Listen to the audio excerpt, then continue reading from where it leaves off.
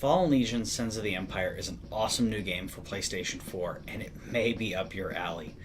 A lot of people don't know about this game because it's not one of the giant AAA titles. The developer Yummy Yummy Tummy hasn't done that many huge games at this point, but this game is exceptional in quite a few ways. The story takes place around Princess Cecile and her coping with the loss of her father, now having to run an empire and essentially being put on a mission that she does not want to be a part of.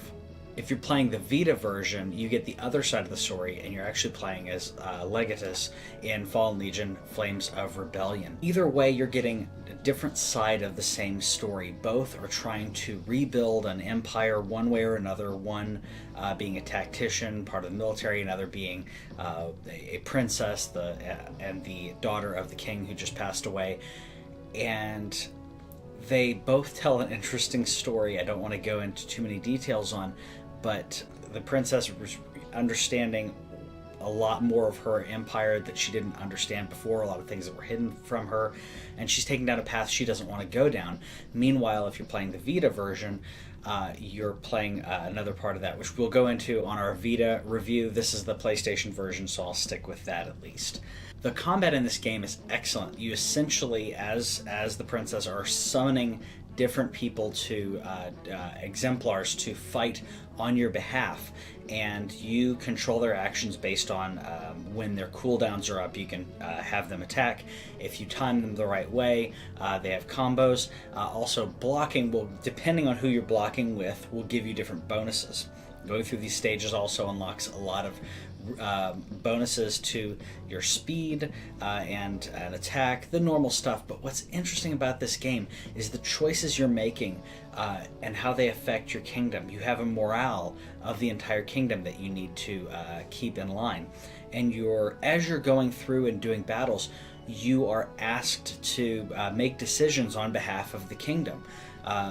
Decisions based on, okay, there are these people who are protesting this new statue that's being erected. What do you do?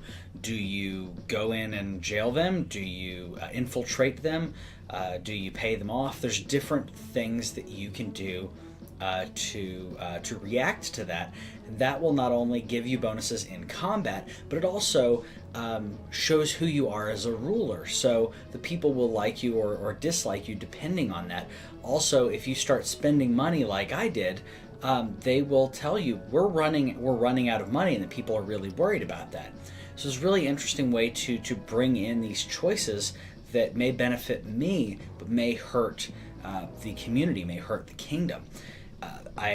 The story on this is great. I love the way that they took us down the story, and the way, even though there's a kind of a linear path to the story, as it were, there are some branching out in how you can take on certain aspects of this. One of my favorite parts of this game is the music. It gets me pumped up the way a lot of recent titles don't. Kind of reminds me of Castlevania Symphony of the Night. Just the way that the fight music just really invigorates you and gets you excited for what's going on. The level design is rather linear. Once you go into a level, you are going from left to right. As soon as you basically go from left to right, once you hit a group of enemies, you take them out and you continue on. You have your exemplars who can attack, and you have different magic that you can use to either heal them or do offense or resurrect. And really what your whole job is to just manage these resources. You don't want their health to go too low. You want to make sure that you've got heals ready. You don't want to use your attacks too quickly if you need to block. It's balancing all of these mechanics in a really interesting way, and if that is something that appeals to you, you need to pick up this game. The tactical aspect and the strategy involved in timing these attacks and making sure that you also not only hit a lot of offense, but you wait for the right moment to block and get that perfect block to get the bonus, and then just unleash on your enemy. It's excellent. I really recommend this game, especially if you like those type of games where it's a little more timed strategy.